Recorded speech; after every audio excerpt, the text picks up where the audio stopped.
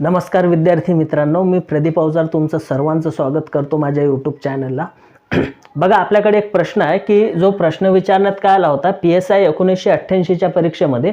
बघा मित्रांनो, आपण जेवढे काही व्हिडिओ घेत आहे ना, तर हे प्रीवियस इयरचे झालेले प्रश्न बघत आहे। आता याच्यामध्ये जे आहे ना, तर तुमचे जे प्रीवियस इयर म्हणजे जे MPSC ची राज्यसेवा परीक्षा असेल, MPSC ची कंबाईनची ग्रुप B आणि C ची परीक्षा असेल, तलाठीची परीक्षा असेल किंवा सरळ सेवेची परीक्षा असेल, म्हणजे तुम्ही जेवढ्या स्पर्धा परीक्षेची तयारी करता ना, ज्याच्यामध्ये इंग्रजी हा विषय त्याच्यावरती हे प्रश्न विचारलेले आहेत। ठीक आहे, आता बघा प्रश्न काय होता, श्री राम ॲज वेल ॲज सीता, रिकामी जागा आणि व्हिजिटिंग द टाउन।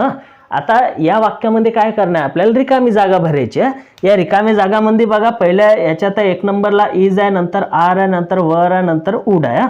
आता भरपूर विद्यार्थी काय करतील माहिती आहे का, एक श्रीराम हे एक नाउन आहे आणि त्याच्यानंतर एक सीता नाउन आहे, प्रॉपर नाउन आहे, पण हे कनेक्टेड कशाने आहे, ॲज वेल ॲज ने।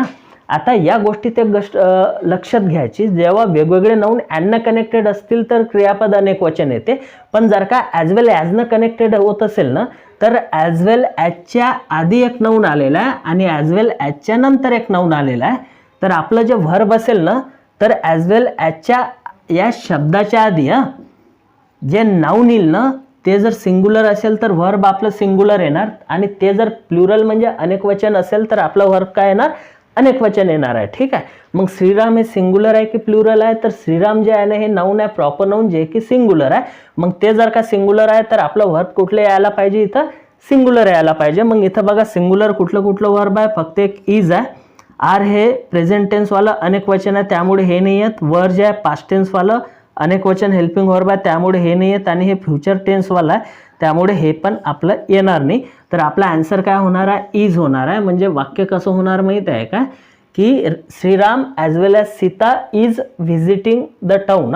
म्हणजे श्रीराम आणि सीता हे दोघांनी सोबत काय केली की गावाला भेट दिली, अशा प्रकार होणार आहे। म्हणून इथं आपलं जे आहे ना, हेल्पिंग वर्ब काय येणार, रिकाम्या जागेमध्ये इज येणार आहे। ठीक आहे, बघा विद्यार्थी मित्रांनो, जे अशाच नवीन ट्रिक शिकण्यासाठी जे आहे ना, जे नवीन विद्यार्थी असतील त्यांनी काय करा, चॅनलला सबस्क्राईब करा, जे घंटीचं बटन आहे ना ते पण दाबा, म्हणजे मी नवीन व्हिडिओ जेव्हा अपलोड करेल त्याचं नोटिफिकेशन तुम्हाला मिळणार आहे। व्हिडिओ आवडला तर नक्कीच लाईक करा आणि मित्रांमध्ये पण शेअर करून जे आहे त्यांना पण सांगा। बघा, तुम्हाला जे आहे ना सबस्क्राईब करायला काही नाही जात, कारण तुम्हाला असे नवीन नवीन ट्रिक्स हे शिकायला भेटतील।